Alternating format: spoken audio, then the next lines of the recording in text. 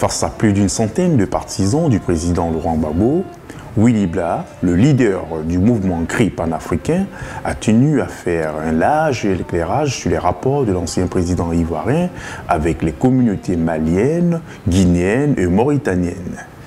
Il a également lancé des messages forts en direction des populations africaines.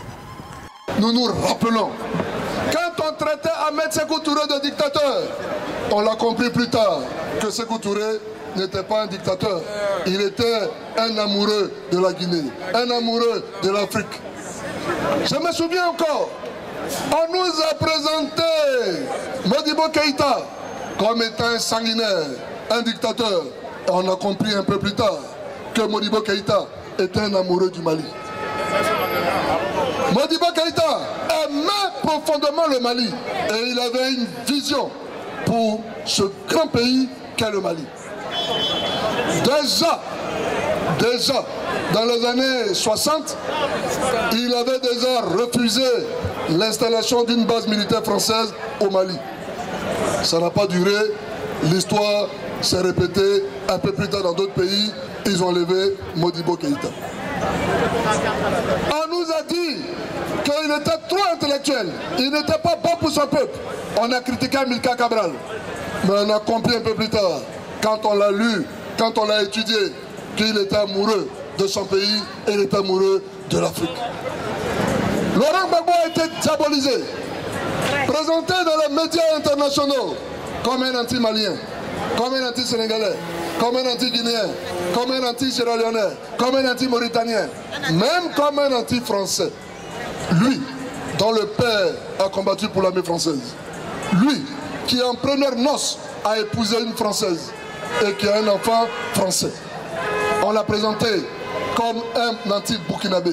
Lui qui a été soutenu par la classe politique burkinabé, qui y compte d'ailleurs beaucoup d'amis.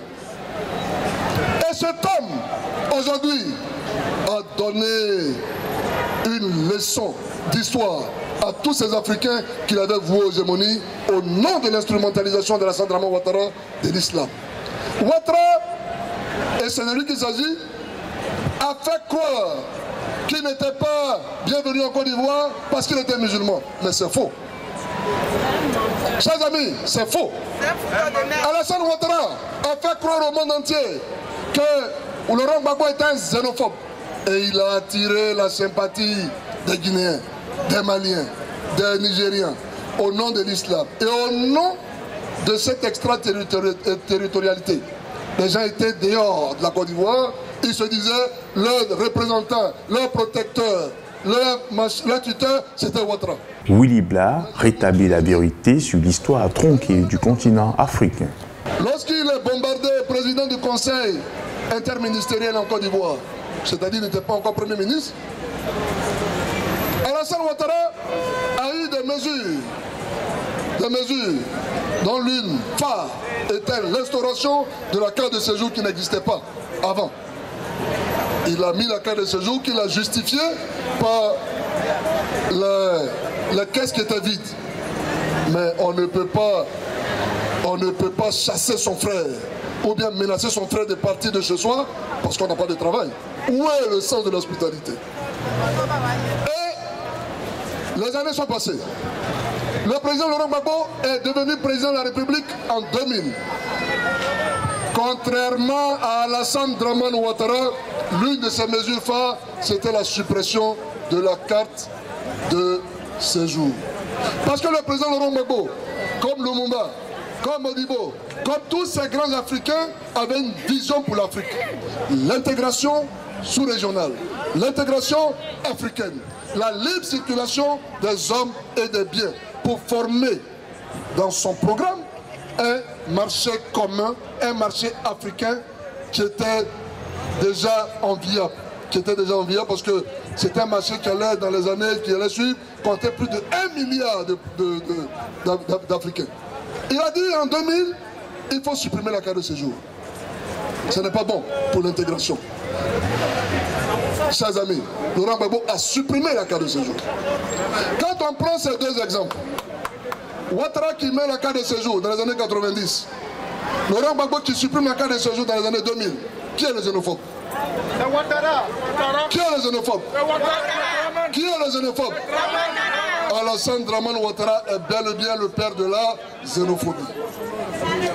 Il n'y a pas encore longtemps, et cela fait peut-être maintenant 2-3 semaines, voire un mois, Alassane Dramane Ouattara a réintroduit la carte de séjour en Côte d'Ivoire. C'est-à-dire, ceux qui sont dans la CEDEAO, eux, ils ne payent rien. Ceux qui sont en dehors de la CEDEAO, c'est-à-dire les Congolais, que vous soyez de Brazza ou de Kinshasa, vous devez payer 300 000 pour résider en Côte d'Ivoire. 400 €. Dans la même Afrique là. Ceux qui sont en Afrique centrale, ceux qui sont en dehors de la zone CEDEAO, ils doivent payer la somme de 300 000. Mais c'est curieux. Ton frère africain qui est par exemple au Congo, il doit payer 300 000. Celui qui est en Tunisie, il doit payer 300 000. Et puis bizarrement, celui qui vient du pays d'Emmanuel Macron, à plus de 6 000 km, lui il paye 150 000. Bon, chez nous en Côte d'Ivoire, en règle générale, on appelle ça connaisseur connaît, Gaoupas.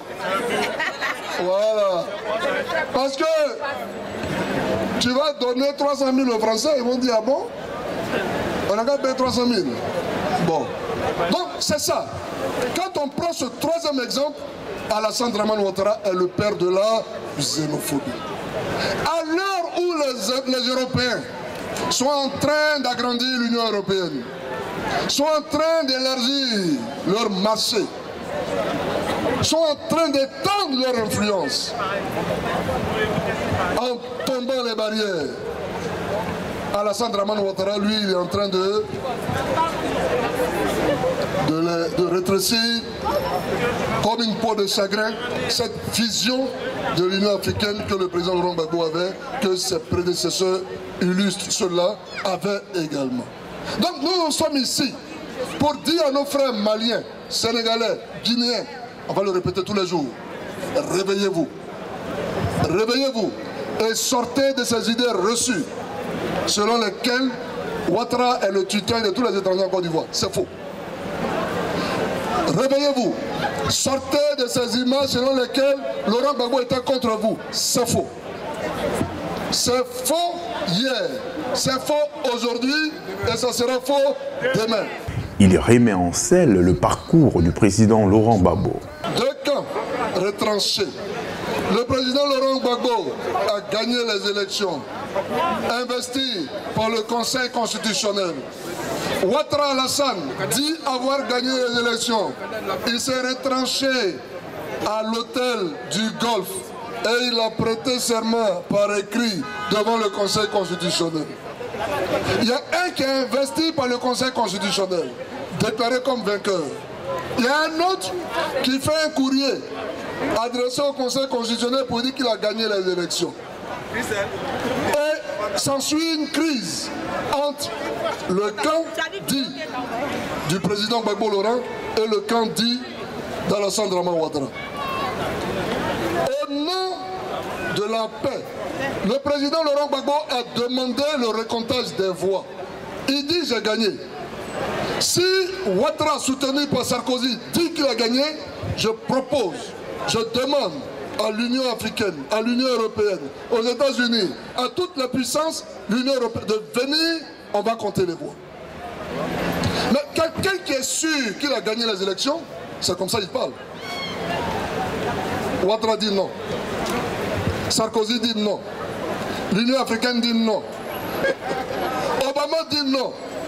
Et tous ils disent non. Et la Côte d'Ivoire rentre dans une tourmente, dans une guerre qu'on ne peut pas expliquer jusqu'à aujourd'hui.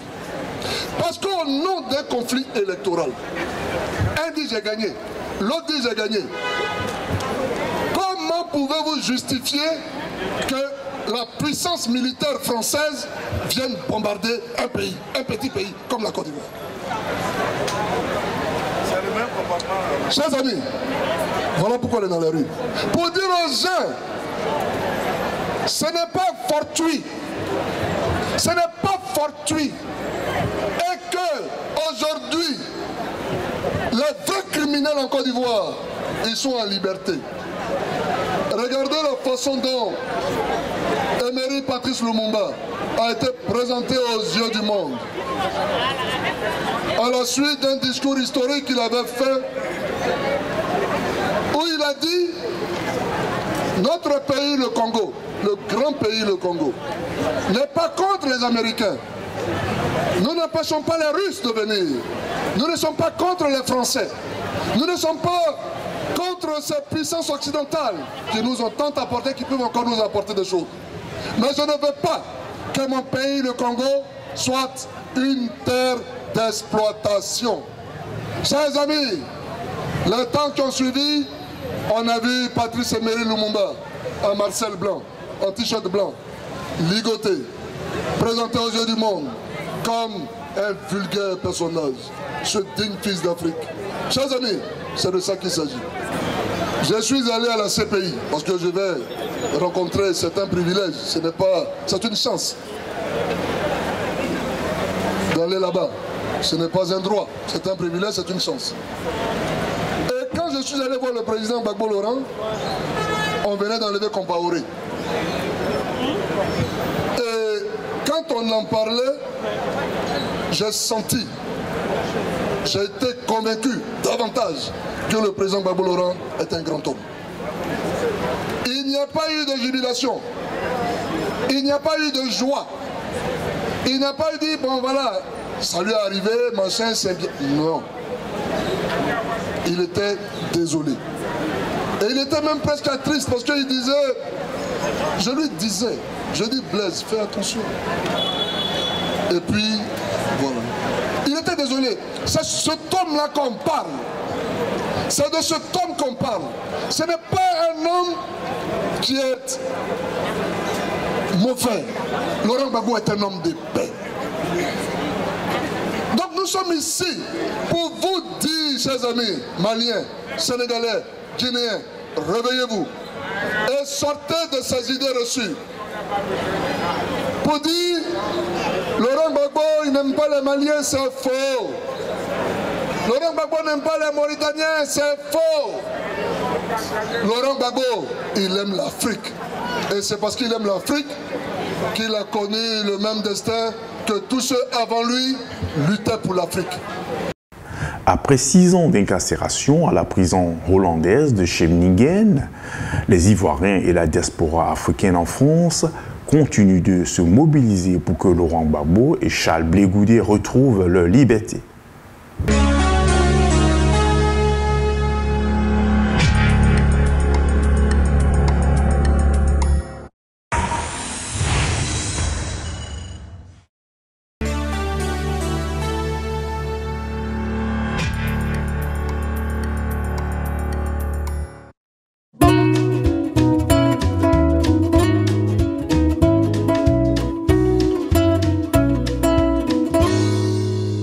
Pour toutes vos stratégies de communication, vos manifestations politiques et culturelles, vos conférences et séminaires de formation, pour toutes vos cérémonies de mariage et de baptême, vous avez désormais une adresse professionnelle.